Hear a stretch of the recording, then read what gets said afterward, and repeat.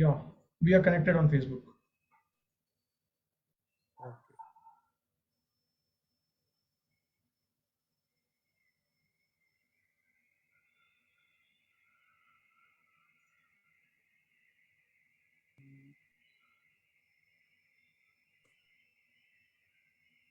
Welcome to our viewers. Pratik, yeah. We welcome our viewers to this session on a talk by Pratik Desai on the recent uh, major train accident that took place in Balasore in Odisha. So, as citizens, we are all very deeply, I think we are all deeply hurt, and it's a shock to the entire nation because a train accident of this caliber is quite unheard of. It's one of the biggest train accidents, they say.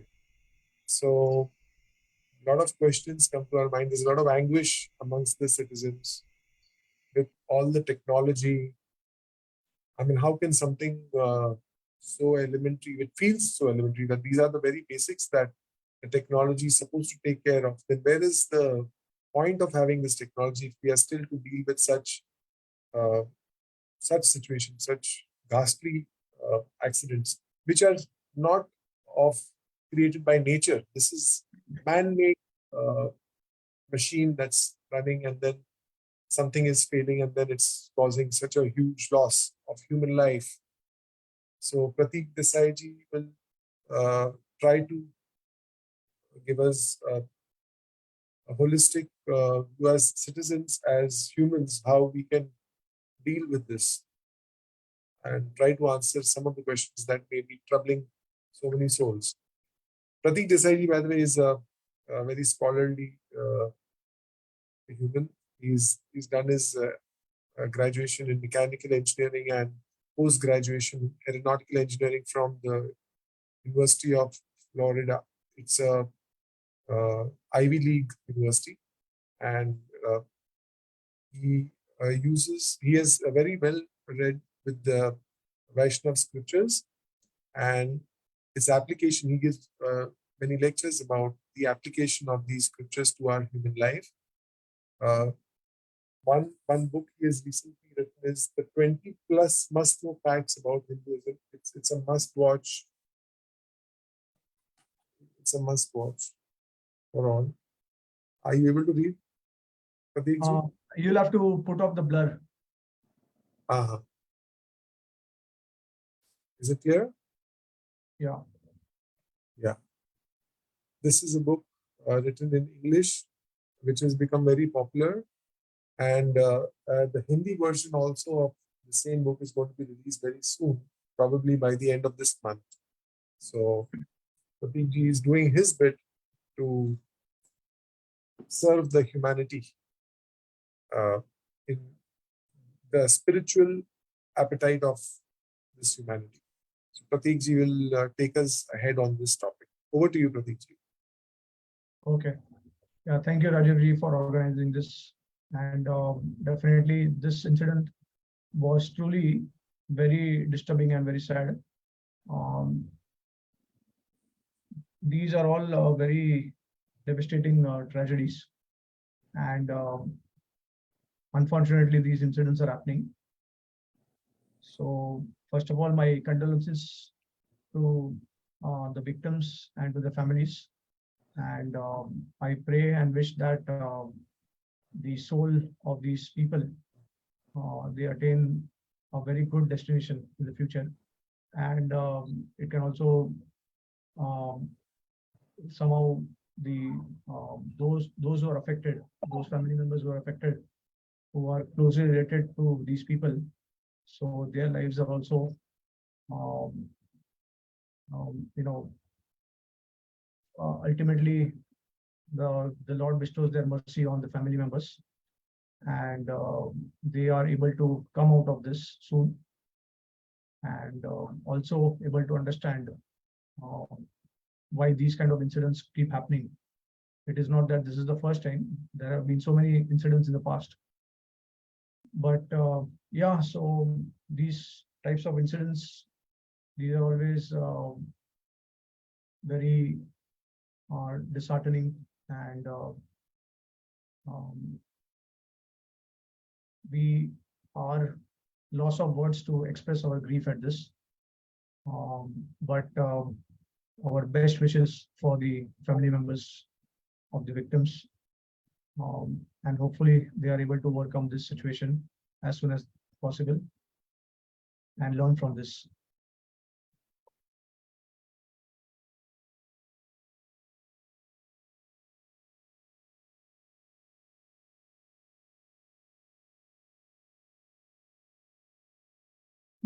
I think you have to unmute. Sorry. So, Prateekji, the first question that comes to our mind, when God, everything is happening under the sanction, express sanction of Lord only. They say that not even a leaf can move without the permission of the Supreme Personality of God and God. Then how is such an accident happening? And this is of course a very grave accident. There are so many others which happen in the world all over. So how are we to reconcile here? Why does God let such a thing happen in the first place? Yeah. Although this is definitely a very um, um, serious accident, and we are definitely concerned for the welfare of the people throughout the world. In fact, the entire message of the Sanatana Dharma or the Vedic culture is that may all living entities live peacefully and happily forever. So that is actually the message of our Vedic scriptures. And this message, now when we say that it's a message of Vedic scripture, it means that it is the message of the Supreme Lord. So the Lord does not like suffering of living entities. He does not at all want suffering of living entities. But then the Supreme Lord has also given us free will, choice. And because of that choice, we also create our own karmas.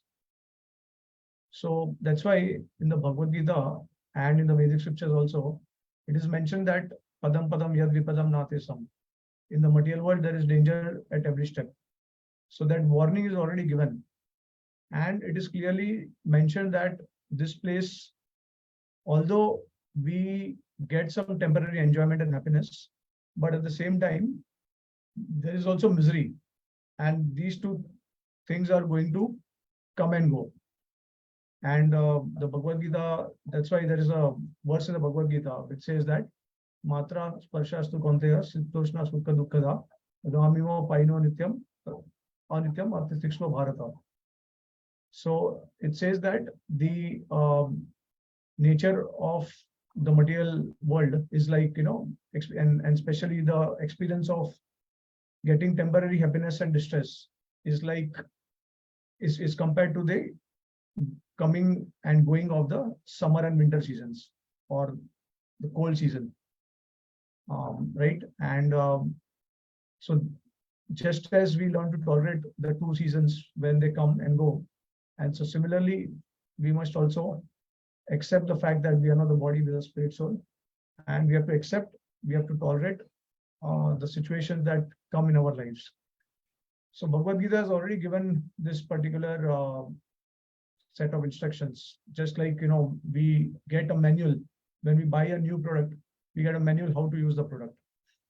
So if we do not use the product properly, then the product is going to be damaged later on. So similarly, when we come in this material world, we have been sent with a manual also, the manual of life, which is basically how are we supposed to use material world. And the Vedic scriptures also share that how to use the material world, but more than that, it is actually sharing how, in what consciousness we have to use the material world. What is the right attitude to be in the material world and stay away from the calamities, and to be detached from the ongoing happiness and distresses in this material world. So everything in the material world is temporary. Whatever happiness you are going to get is also going to go away. Whatever distress that you are going to get is also going to go away. So it is all the matter of being situated in the right consciousness, the way we deal with the situation. So we have to tolerate the happiness and distress which keep coming and going, like the change in the seasons.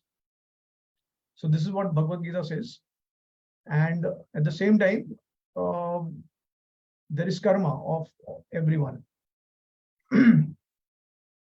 So now, as I already shared earlier, that the Lord does not want, He does not like, as a loving father, a father never likes that his children suffer, right?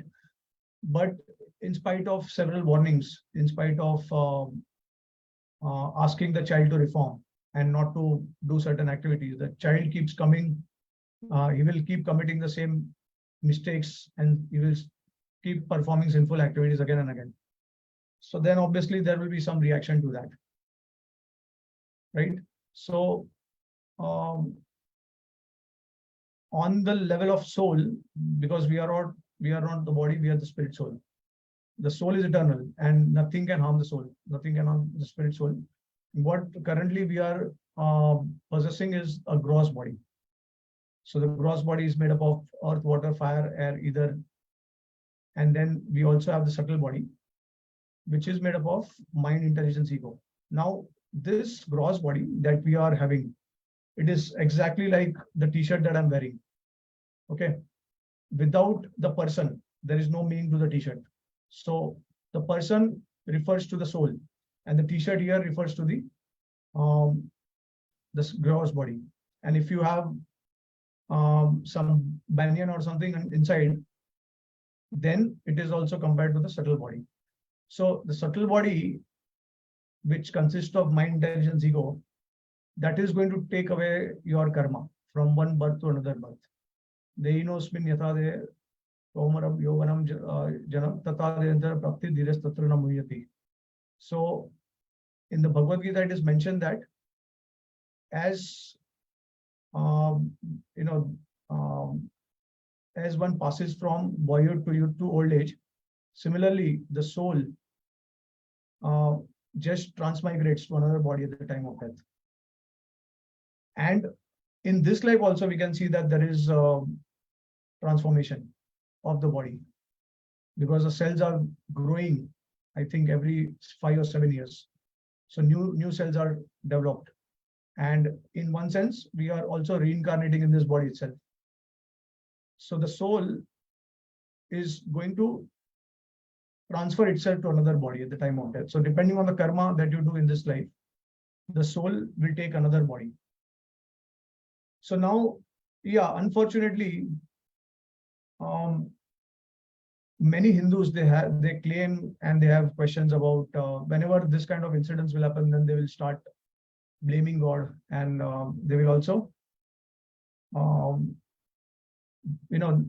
first of all, the faith of Hindus is very less in God, right? I mean, how many Hindus they are actually committed and dedicated in their service to the Lord? Most of them are behind money. Most of them want name, fame, money, and all that. Whereas if you consider the Abrahamic religions, especially in Islam, you will see that they are very staunch followers.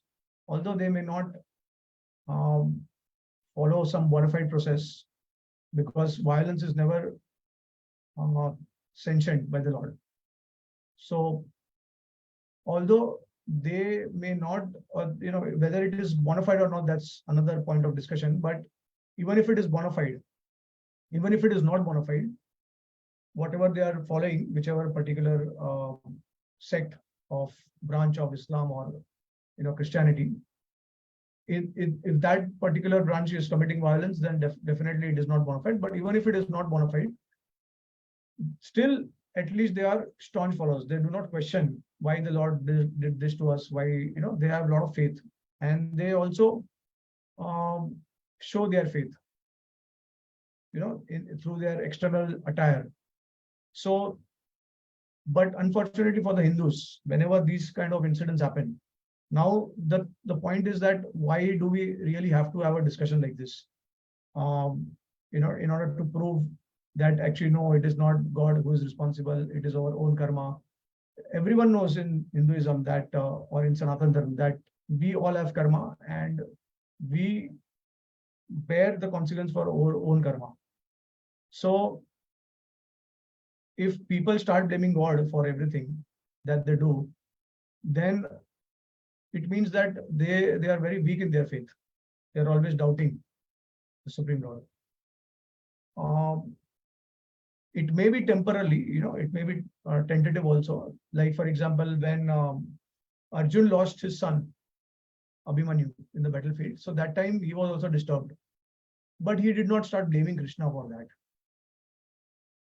Okay, he was extremely disturbed by that, but he did not forget the instructions of Krishna, and he did not leave the battlefield. Okay, so he did fight till the end, and he followed whatever Krishna told him to do. So that, now you see, another concept here is that, like even for example in the Kerala story, uh, the Muslim girl is claiming that whenever Hindus, they are faithfully worshipping their Lord, then they are faced with a lot of troubles, and their God is impotent. He cannot do anything. He cannot protect them. But you see that that conception itself is a wrong conception, because we as Sanatan Dharma followers or Hindu followers or followers of the Supreme Lord, we are not supposed to take help every time from the Lord. We are supposed to serve the Lord. And we don't love the Lord because so that he will protect us forever. See, ultimately everyone is going to die. Okay. Whichever devotee, whichever devotee you see in the material world, whether he is a devotee of Allah or he is a devotee of Jesus, Jesus, Christianity, follower of Christianity, or he is devotee of Vishnu or Shiva, where anyone can claim that they have protected their devotees and followers eternally. Everyone has died. It's not that followers of Jesus Christ, followers of Allah, they are continuing to eternity. They all have died. So death is, it's a natural consequence of the body, because the body is going to deteriorate. No one is going to protect us from death. Even God is not going to protect us. So if he is not going to protect us from death, then how do you expect that he is going to protect us at each and every stage of our lives? See, it is not his responsibility to protect us for everything that we do, because we have certain set of karmas. Whenever the responsibility of the Lord is to love us, is to give us that love, is to provide us everything that is required for us to love him. But then when the obstacles will come, the challenges will come, problems will come, that is a means of testing our love for him. It is not meant to challenge the love for the Lord. Right? So unfortunately, in Hindu Dharma, everyone thinks that by becoming the devotee of Vishnu, Shiva, or becoming a follower of some particular organization, some particular religious active organization, one will be protected from certain activities, protected from certain dangerous results. And people are very fearful. And if things do not work in their lives, then they want some protection. Protection in the sense that they want to fulfill their desires. If that desires are not fulfilled, then they seek help of superiors. So they seek help of Lord or the demigods. And that is the motive why people start worshipping God, because they want to fulfill their desires, or they are facing a lot of challenges and obstacles and they are unable to deal with them single-handedly. So they need some shelter and help of some superior power. So that's why they come to Lord. So in the beginning, that is okay. But later on, once we understand what is the purpose of connecting with the Supreme Lord, then we have to accept the will of the Lord ultimately. Then we should have faith. And one thing is for sure, that whatever the Lord does, it may be a very, like something which is, not, we may not like, but we do not understand the higher plan of the Supreme Lord, because the Lord sees the future also. He sees the future and he gives and he plans our present. Right? We don't know the future. We are always thinking of present. So we take certain actions based on experiences of the past, and we think that this is going to make us happy. So accordingly, we decide certain things in the present because we don't know the future. We want to secure our future, so we take actions in the present based on the experience of the past. But the Lord is knowing the future also, and he wants to make our future the best one. So that's how he will actually arrange situations in such a way that whatever reactions are going to come to us, he will actually, it's not a punishment in one sense. It is like, for example, the Bhagavatam also states, when someone kills, a person kills another person, then the reaction to that person is that he should be hanged by the government or by the military or the defense people, right? So that person should be hanged. And what is the reason it is given in the Bhagavatam? The reason is not to make the person suffer for eternity. The reason is exactly the opposite. It is to nullify the reaction of his offense quickly, so that he will not have to suffer in the future for that. So if you hang that person, then whatever criminal activity, whatever violence he has committed will be nullified because he's got the reaction for that. So he's free from that. Pratikji, are you subtly suggesting that the two things which come to my mind from what you just said, one is that we cannot see the future, but God can see our future. So he tries to arrange things which will lead to the best for our future. Is it that he sees that something is wrong is going to happen in the future, so to correct that, he is making some event happen now? Is that one of the things that you're trying to say? Secondly, you mentioned that he gives punishment, right, as a result of the karma. So that means, is this also punishment then? What has happened? So many people died, like almost 1,000 people have died in this. So is this a punishment to them then? See, it is, I would not say it is punishment, but definitely it is the reaction of their own karma. And there are different types of karma. So there is individual karma, then there is the karma of group. You have a group karma also. In this particular example, it's a typical example of a group karma where a lot of people, they come together and they all die at one time.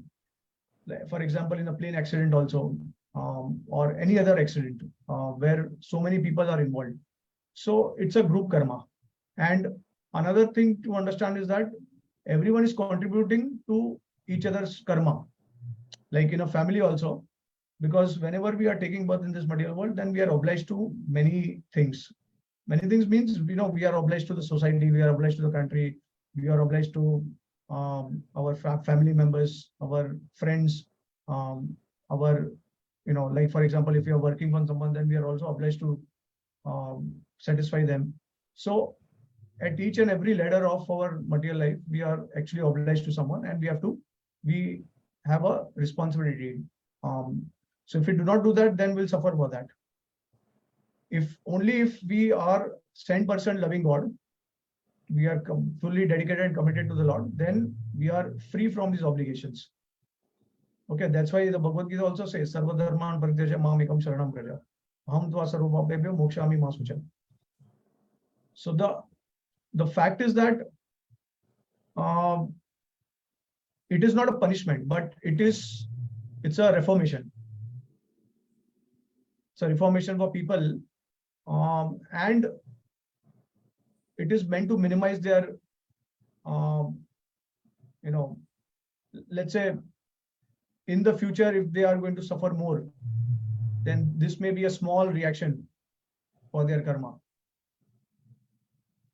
So does it mean that if this was conspired by some people, this accident, then they will not incur any karma because they have only helped to facilitate Lord's design for the people who probably. Okay, that's a very good question. Okay, so see, one thing we have to understand. In fact, in the beginning of my podcast, that's why I started the series on karma, free will, and destiny, so that people can understand when we talk about karma, when we talk about free will, when we talk about destiny, these things are all interconnected to each other. Destiny, having said that there is destiny because of their karma in the past lives, does not mean that you do not have free will in this life. Okay, that is a very important point.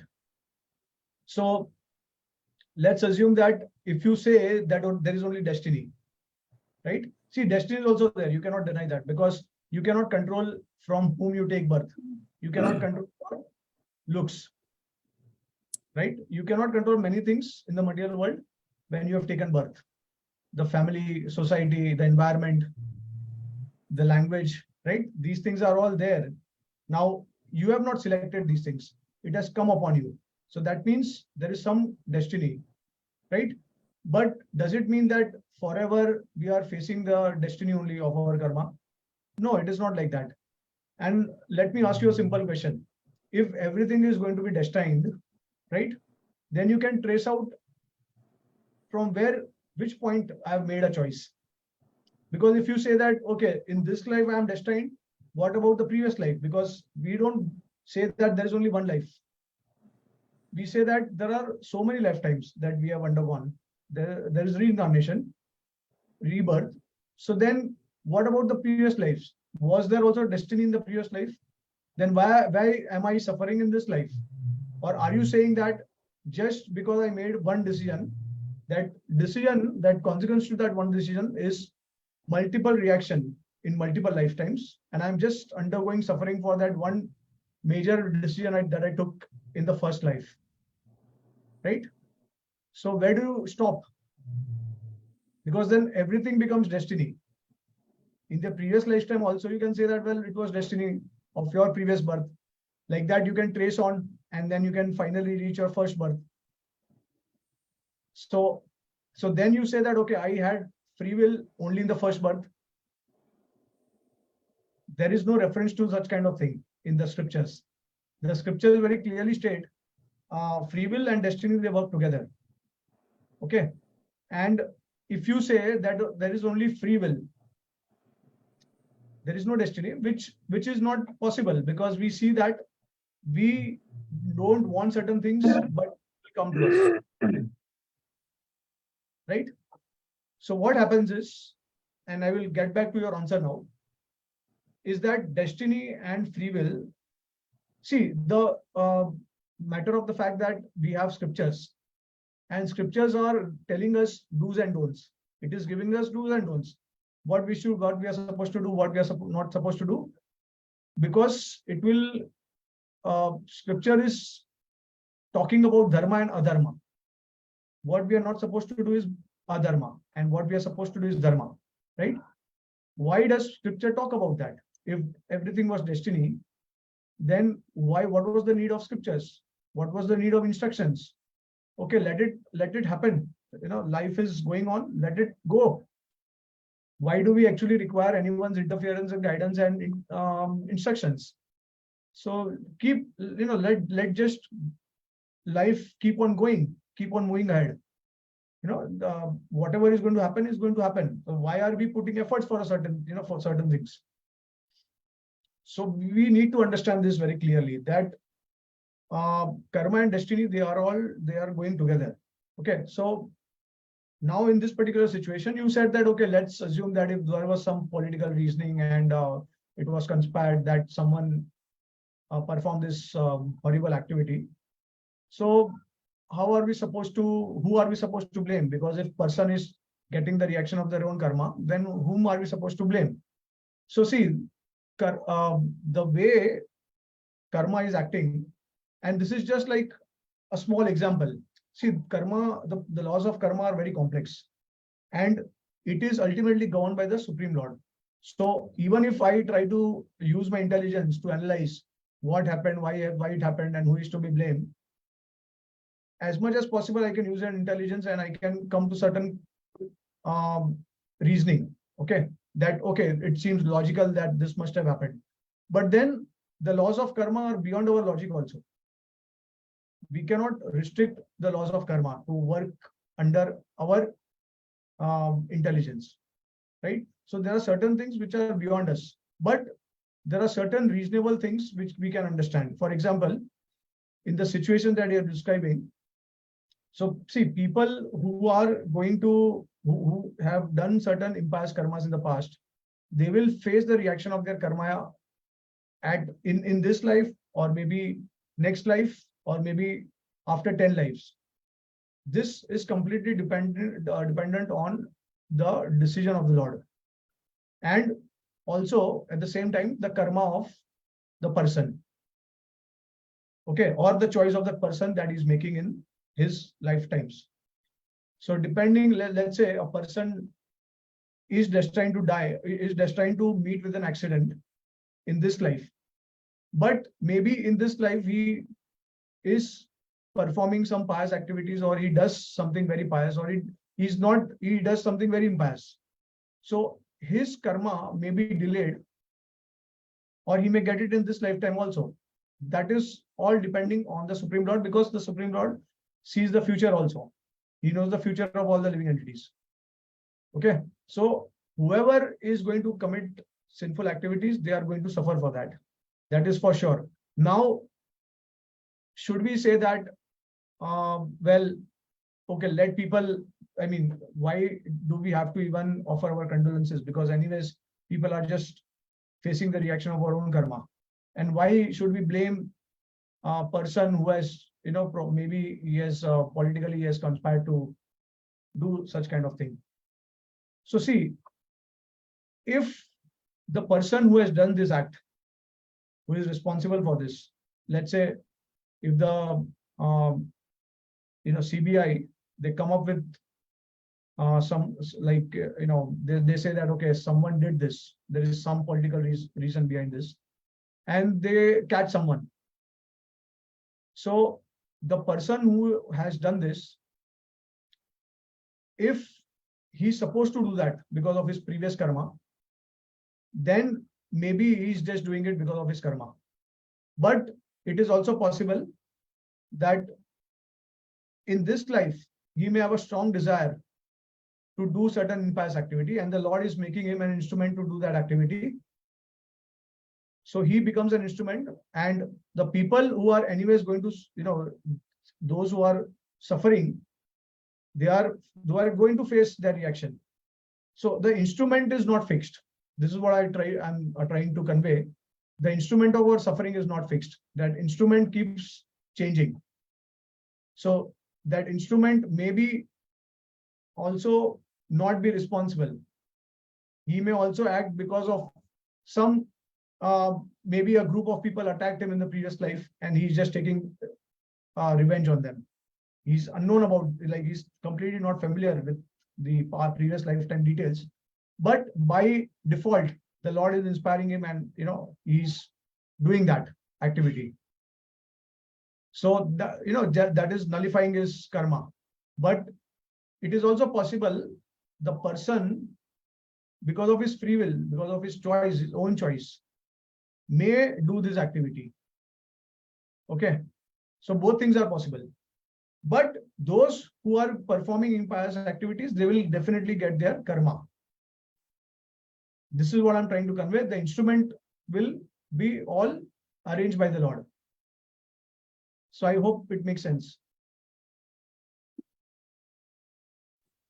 So this means, like in case of where a criminal is implicated in a crime and given, say, sentenced to death by the court of law, and then there is an executioner who comes, whose services are taken to conduct that execution. So the executioner will not incur that kind of karma because he's simply doing his duty. He's not having a desire to hurt. He's just doing his duty. Whereas here, the person who may have conspired is not like an executioner ordained by Lord. He had a desire to cause devastation, and this was his fulfillment of his desire. Is so he will incur his the punishment for that karma separately, maybe, right? I would say. Yeah, see, everything has to be seen in terms of dharma and adharma. See, the entire Mahabharata war is also the typical example of that. Because one may say that Bhishma Pitama, he was doing his dharma, he was doing his duty. Dronacharya was also doing his duty, right? But we can understand because we have access to the scriptures and the teachings of the acharyas. And they say that Bhishma Pitama actually was on the side of Pandavas only. Internally, he was always on the side of Pandavas.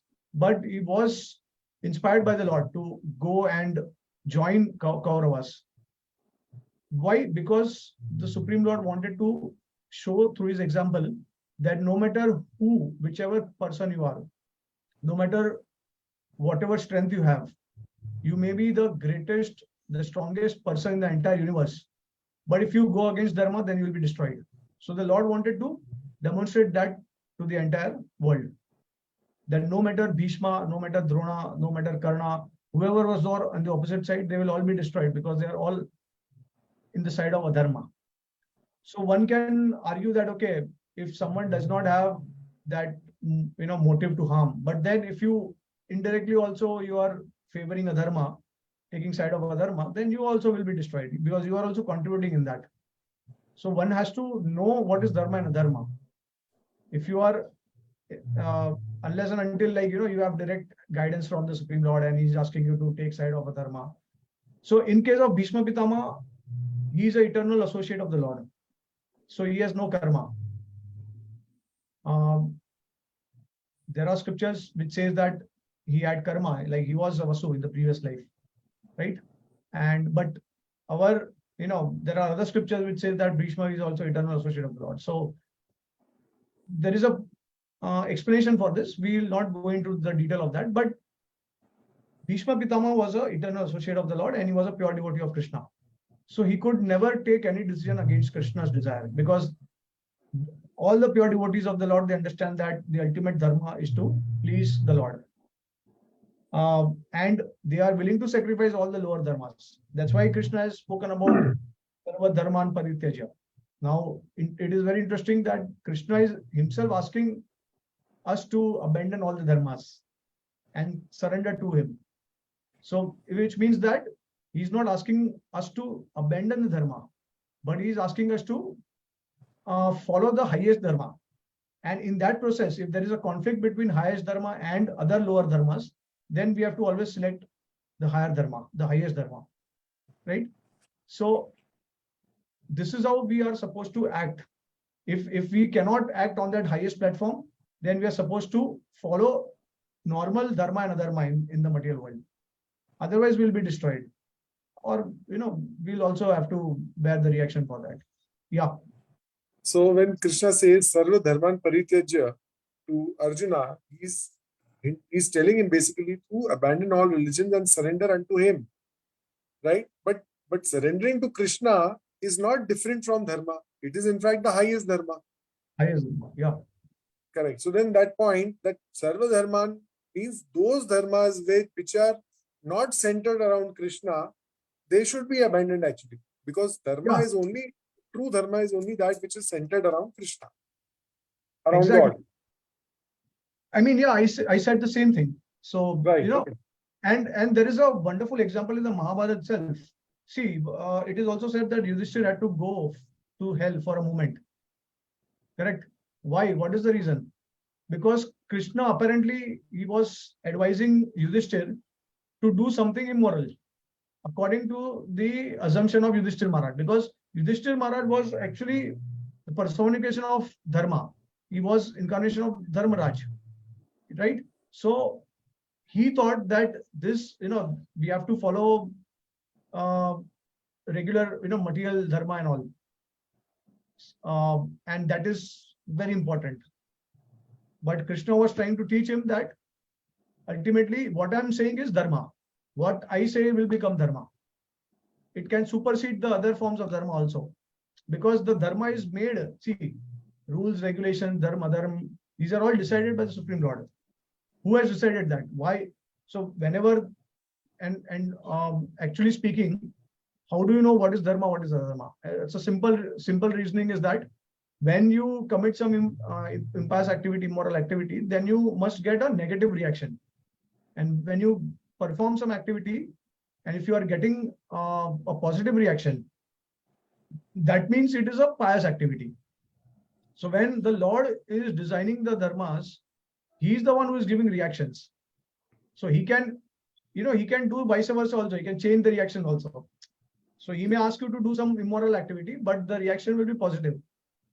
And he may ask you to do some pious activity and the reaction can become negative. It all depends on that. So the Supreme Lord is the one who is actually giving you the reaction. So ultimately we understand that all dharmas, they are at the feet of the Lord. The highest dharma is to follow the instruction of the Lord. So Yudhishthir Maharaj thought that my principles are, or my understanding of dharma is superior to what Krishna is saying, because he is asking me to cheat. Cheating normally is not the right, it's not dharma, it's adharmic. But then when Krishna is asking to cheat, then we have to cheat also. That he did not understand. So he did not follow the instruction, and then it is said that he had to see hell for a moment because of that. Yeah, so these are like, conflicting things. And unless and until you understand that ultimately dharma and pious activities, these are all relative. Unless and until the absolute Lord is telling you something, these are all relative stuff. Another point we have to also consider is that it also changes based on rules and regulations. Now, for example, let's say I am driving a vehicle in the night, right? And the signal is also red in night time. Let's say I'm driving at around 2 o'clock in the morning, and there is red signal.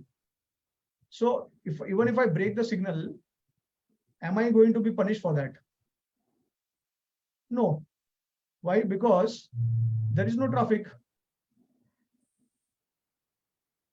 There is no traffic, and there is no police also to check, to keep an eye, because there are very few vehicles.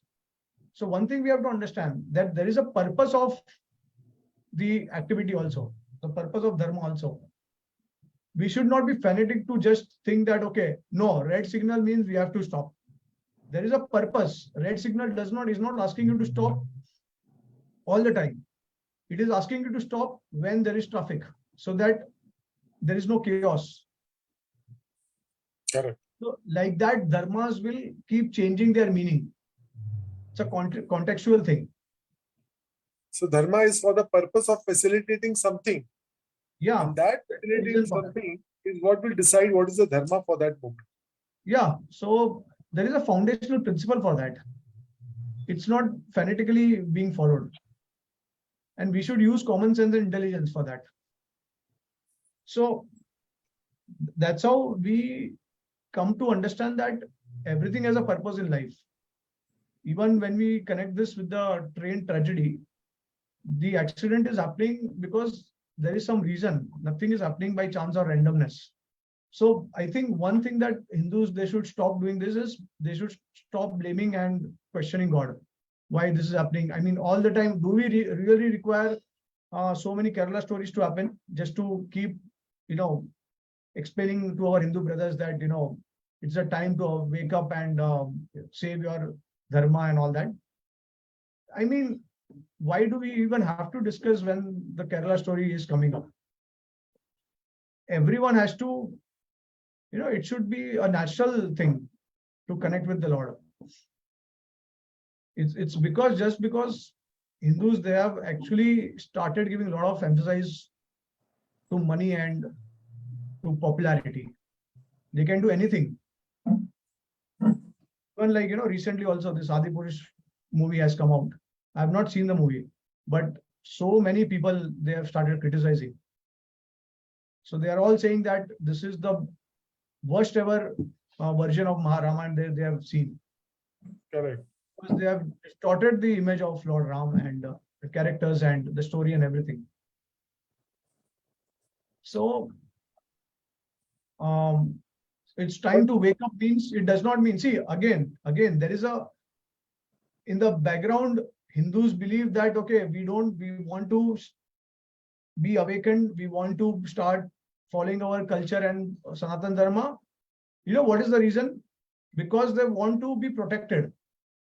The reason that they give is because other religions, then they will keep growing and then they will start, they will start committing violence towards the minorities, which will probably be Hindus in the future. They are afraid of that. That is the reason they would like to practice Sanatan Dharma. That's the reason they are awakening now. But is this the reason? Is this the foundational reason? No. The reason is basically you have to connect with the Lord.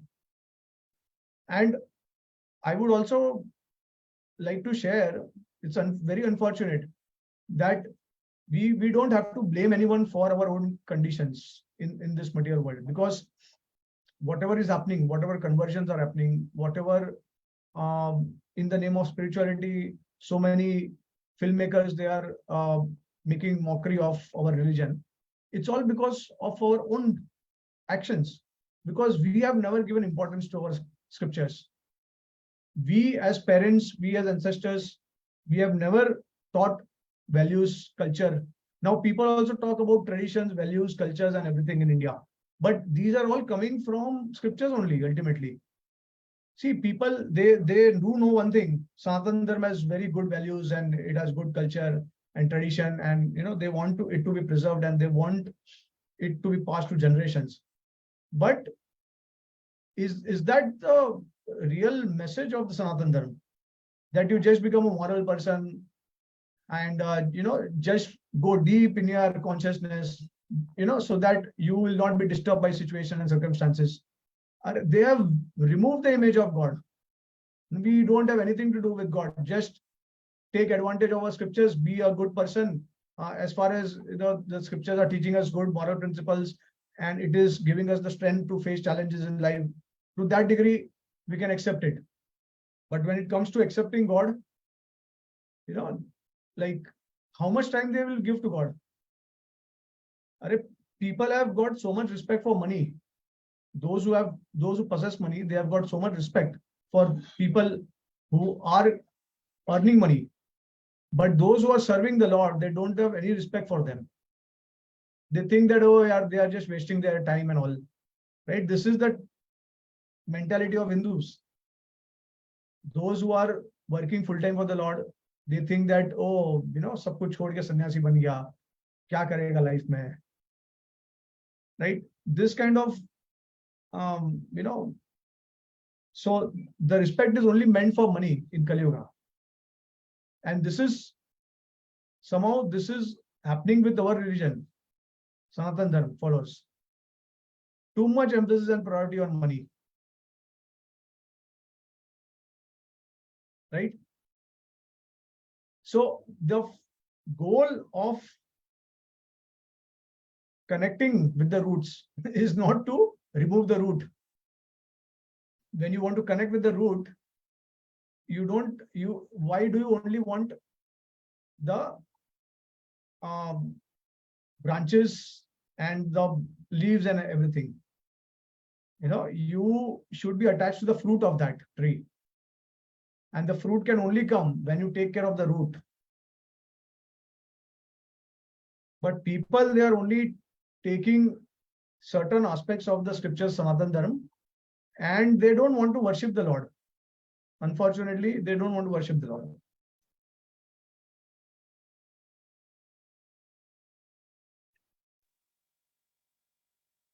Correct.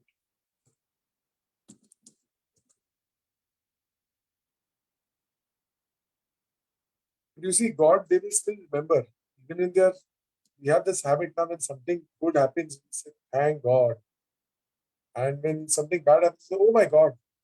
That expression is there. So we tend to bring in God, whether it's good or bad.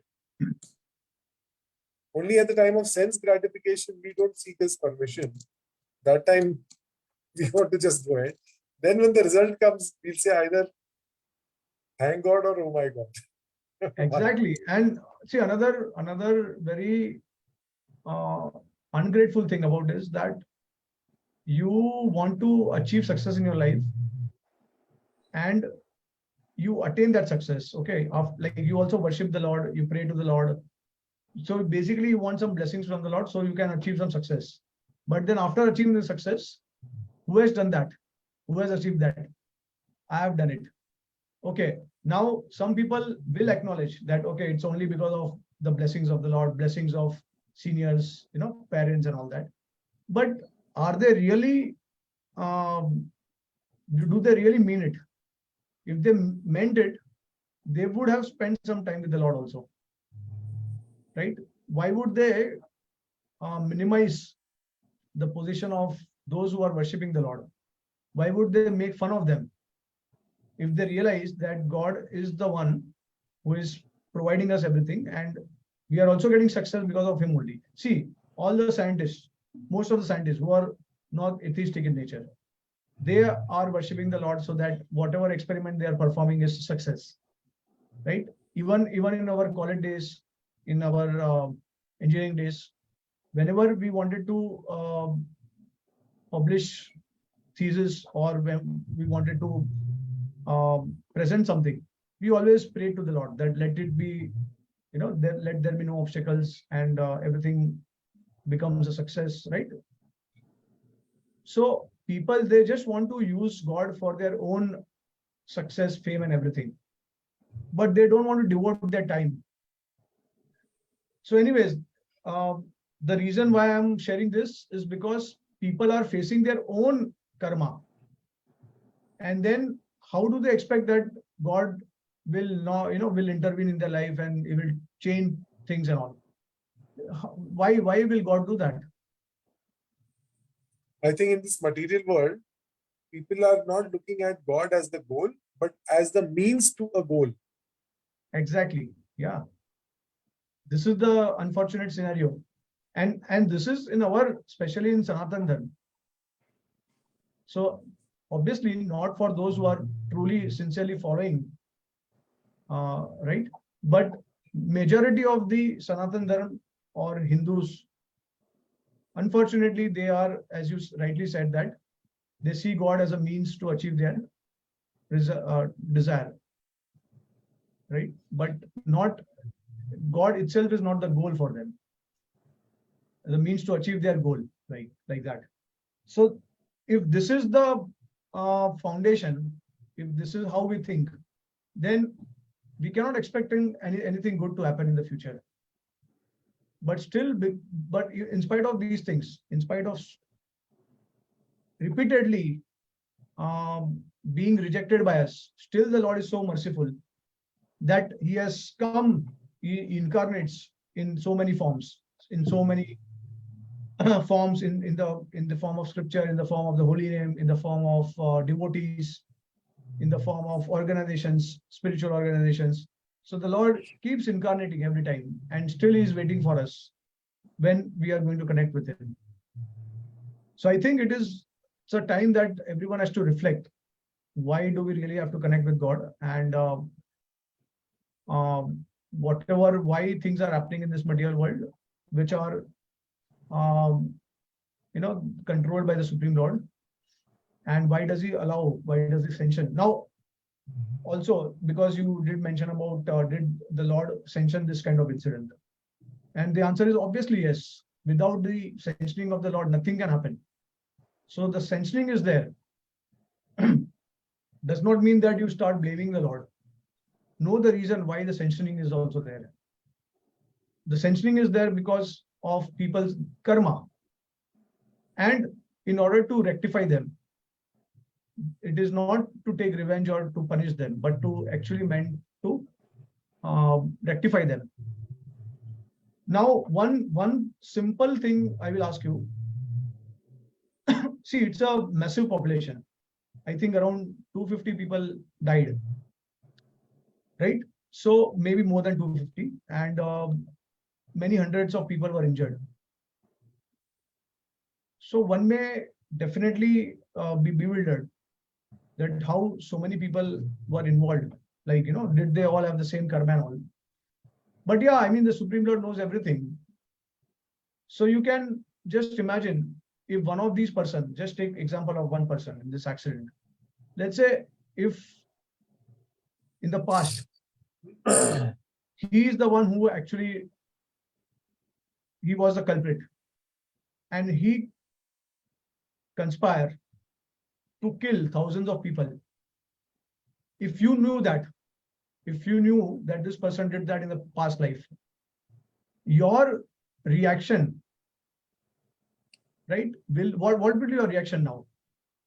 If you knew that one of the person who died in the accidents in the previous life he did this with many thousands of other people. So what will be your reaction now? You will say that he should deserve much more than this also, right? Immediately your reaction will switch, completely opposite reaction. It's only because of we are not aware of people's past karma. See, it is not meant to justify one's killing, in a ghastly activity. No, we condemn this activity, and we are definitely we have to be compassionate, because, as I said, no, that karma is also along with free will. So people have to see, to be compassionate is also one of our duties as a human being. So if you don't be compassionate, and if you just say that, okay, well, let people die, let people suffer because of their own karma, it's happening, that is also another adharmic kind of mentality, because people are meant to become compassionate. So we have to be compassionate and we have to help people when they are suffering. This is how we are supposed to act in the material world also. That's also our dharma. So it's a combination of dharma, karma, free will, destiny, everything. We are not supposed to react in this way. If we react in this way, then we will probably face similar kind of thing in the upcoming life or in the near future. So definitely we express our sympathy, our condolences, our heartfelt wishes and prayers for the upliftment and for the benefit of the victims and for their family members. We never want that anyone should suffer like this. This is a desire of the Lord also. But if a person is stubborn and he likes to continue to sin, then what can the Lord also do? Ultimately, if the same thing would have, see, if a person would have harmed one of your family members, right? Then what will be your desire? You will think that this person should suffer. Okay, one second. I'm just putting on the charger. It's almost about to get drained.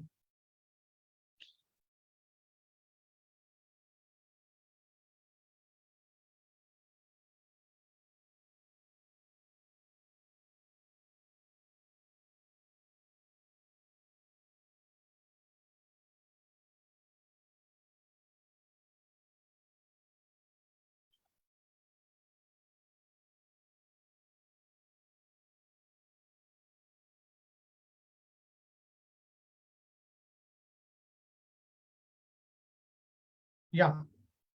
So do you understand? It's a the Lord knows everything, and he arranges, he sanctions these things according to a plan. And but ultimately, everything happens at the end. The result is all good. It's all for the benefit of the living entities. This is the Lord's plan. Okay, and when the Lord interferes, it is actually good. It's all good. See, when the Lord, um, even when the demons they try to kill the Lord gives them the most auspicious destination. Now, what to speak of people who are at least approaching God in some form, in some way, right? So the Lord is very merciful, He is very kind, and yeah, I mean these incidents are very unfortunate, but one has to have faith that ultimately everything will be good at the end. So assuming that there is also future lifetimes, I mean, people should not think that there is only one life. Then see, if people have this kind of thinking that there is only one life, at the same time they also believe God, they worship God, then that's contrary. When you want to worship God, you have to accept previous karma, previous lives, and future lives also, because we are all the body. We are not. We are the we are not the body. We are the spirit soul. So that has to be understood very thoroughly. The problem is that people, they worship God. They want to worship God, but they are not able to accept that we are not the body. We are the spirit soul, and it is hard for them to actually think that they had some previous karma and they are suffering for that. See, everyone wants to escape responsibility. Especially when suffering will come. Who is going to bother about suffering, right? No one wants suffering. So, Pradeep ji, that means when Bhishma Pitama got the bed of arrows, that was also the result of his karma that he has suffered, although he is the pure devotee of the Lord. Yeah, so in case of Bhishma Pitama, in case of the Pandavas, in case of Prahlad Maharaj, in case of Dhruv Maharaj, they're all pure devotees of the Lord. So there is no karma for them. But the Lord is making arrangement for them, and they are accepting that arrangement. So see, this is the difference between our philosophy and the philosophy of other religions. We don't seek to be protected by God all the time. Although sometimes in a difficulty, we may ask help for protection. But ultimately, the goal is not to just keep asking protection from the Lord. We want to become the instruments of the Lord's desire. That is our goal. Whatever the Lord desires, we would accept that. So, and love means taking voluntary suffering and also performing some austerities for the pleasure of the beloved. Right? So all these great personalities, they took pain, they took suffering voluntarily so that they can serve the desire of the Lord. So that's why you'll see that all the devotees of the great devotees of the Lord, they have suffered a lot, but they never questioned the existence of Lord, and their faith in the Lord never decreased. Their love for the Lord never decreased. In fact, it kept increasing, because in that difficulty, in that situation, they took shelter of the Lord more and more. This is demonstrated by the Lord. So when the Lord tests a neophyte, it is for his purification. And when the Lord tests a pure devotee, it is for his glorification. Okay, so the Lord wants to glorify his pure devotees. That no matter whatever obstacle, challenges, everything will come, this person will not budge even an inch from loving service to me. Okay, so this is the thing that the Lord wants to broadcast, that his devotees are so great. Not like the way which is shown in the other religions. Okay, so even they also think that, okay, Lord, we should have a lot of faith, and whatever happens, this is the will of the Lord. But in that accepting the will of the Lord, what they do is they force others, they commit violence against others. They may have that kind of faith in the Lord, right? That is appreciated. But if they are expecting others to become like that, and they forcefully convert someone or commit violence against them, that is not the desire of the Lord. That kind of religion is a bogus religion. So you are great does not mean that you show that like, I'm great and you have to become like me. No, we have to be compassionate. If others are not great, we have to show them mercy. So, we never say that we are great. A devotee will never feel that he is great. Right? But our philosophy is that challenges will come, obstacles will come, everything will do, difficulty, problems will come, but I have to tolerate it. Matra sparshas tu konteya, sitoshna dukkada, sukha dukkada. Okay. So we have to tolerate that. There is nothing magical going to happen just because we are a devotee. Other religion people, they may think like that. Just because we are followers of Allah, or then miracles will happen and nothing will affect us. That is not going to happen ever. Whichever follower you may be, whichever religion follower, no, it's not going to happen. Don't expect also. If you're, and it also becomes a motivated, um, motivated desire, because then you are just expecting that the Lord is going to serve you instead of you serving the Lord. So when you're talking about service, where is our contribution? We are only expecting service from the Lord, but where is our contribution? So the entire process is that we serve the Lord, not that we just keep asking service from the Lord. You do this, you do that, everything for me. Whenever I'm in difficulty, and when I'm happy, that time I forget you. You know. So what is that kind of love? There is no love. There is only selfish motivation. So this type of thing has to be abandoned, and people should identify the root cause of connecting with the roots, not because we are getting so many benefits in our studies, in our career, in our job, in our business, just because we have to values and morality and all that. That is the byproduct of that. But don't forget that culture, value, everything has come from the Lord. If you reject the Lord, then even in the short term, you may achieve certain good things, but long run, you will fail. You will fail.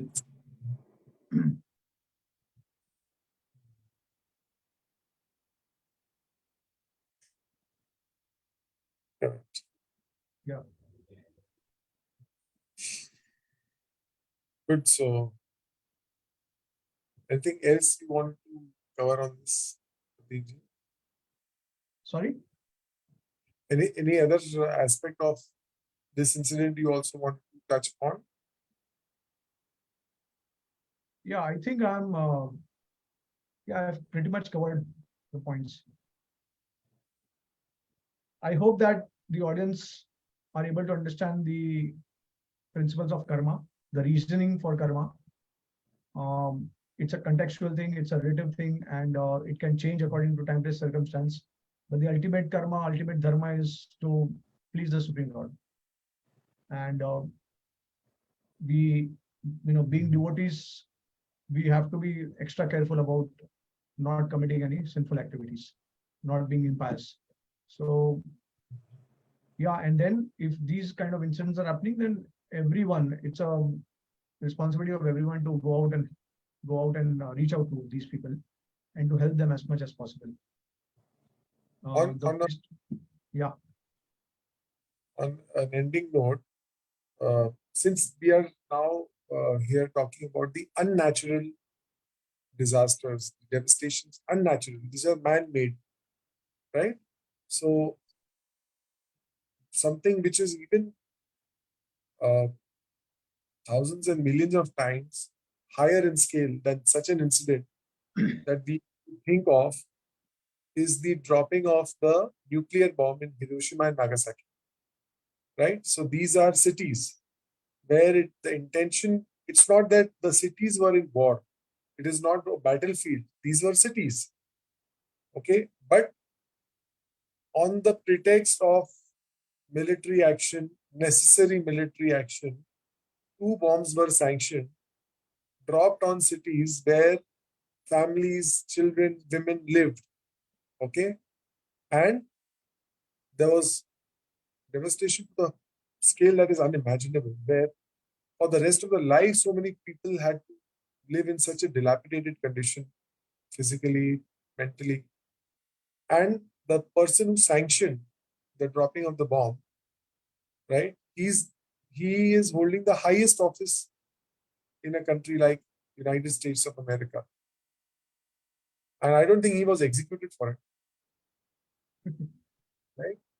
So it's a very this material world is actually one might wonder that what a place is this? Why we don't need to really be here. This is while it can give you some pleasures, when you look at the dark side, it is most repulsive. So I think we need yeah, to. Yeah, the suffering comes in three forms: Adhyatmik, Adibhautik, and Adidaivik. So Adidaivik means it is arranged by nature, which is beyond your control. Adhyatmik means which is coming from you because of your body, because of your mentality. Okay. And then Adibhautik. It can also come from others in the material world. So other living entities and other things. So these are the causes of our suffering. And that is so see, otherwise we have to accept the laws of karma. We have to accept that karmas are there. If we don't have faith in karma, then everything is unjustified. We will not get answer to any questions. So we must develop faith that there was a previous life and maybe I did something wrong.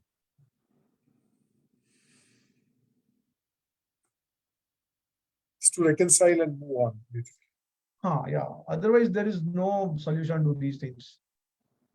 Life is just a chemical reaction. Accept it, whatever is happening. Everything is a chemical reaction. You know. Right. So the person who conspired, he also was acting because of chemical reaction. So people want moral values, principles.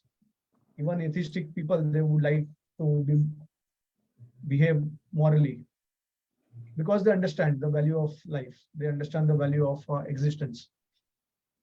So they want all these things. But then why these things are existing, they will never try to find out.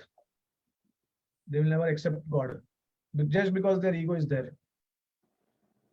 But the fact is that we are controlled at the end of the day. No one can deny that. Whatever, anything can happen at any time. So we are always controlled. That we should not forget. Correct.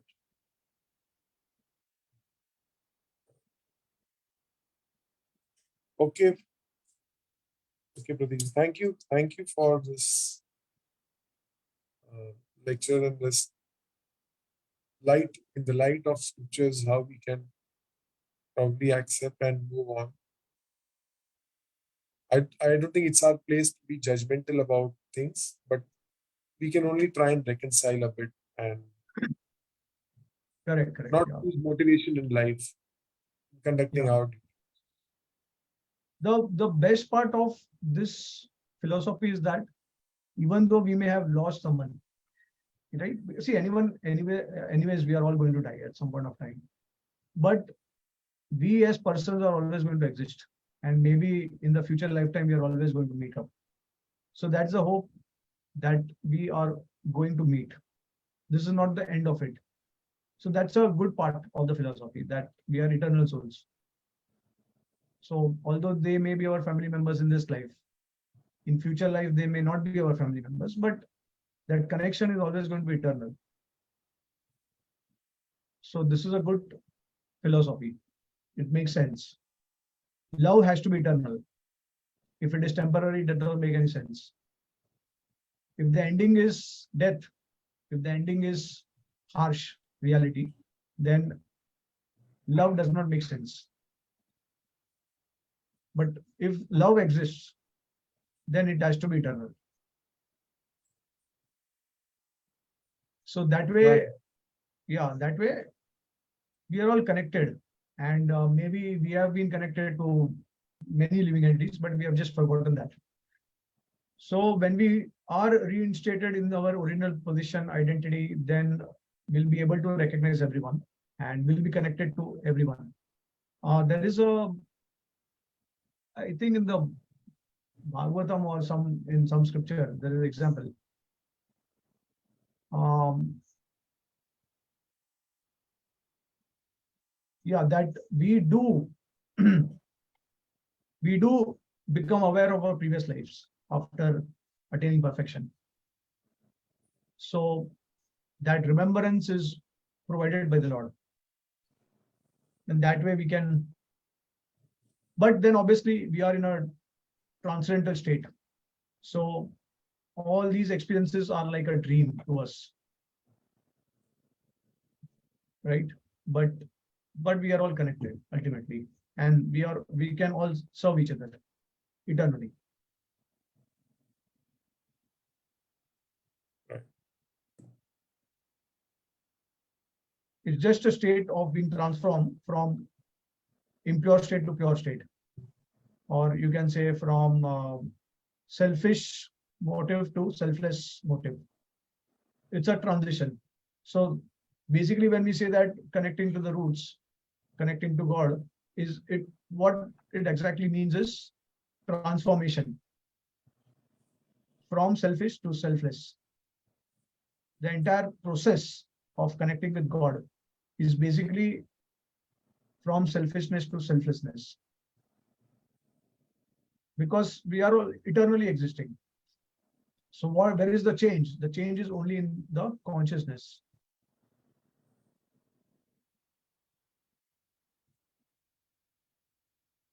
Correct.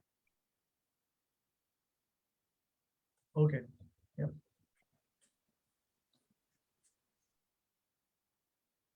Okay, so thank you, Pradeep ji, and we thank our viewers, and we hope to come back soon with another engaging topic. Yeah, and Coming we don't want any other treasury like this to some better have a topic. topic about that. Yeah. Yeah. So our heartfelt condolences and best wishes for everyone. Yes. Sarvena Sukhanu Bhavantu. This is the message of our Vedic scriptures. Let everyone be happy. Happy. Thank you, Rajiv ji. Thank you so much. Namaskar.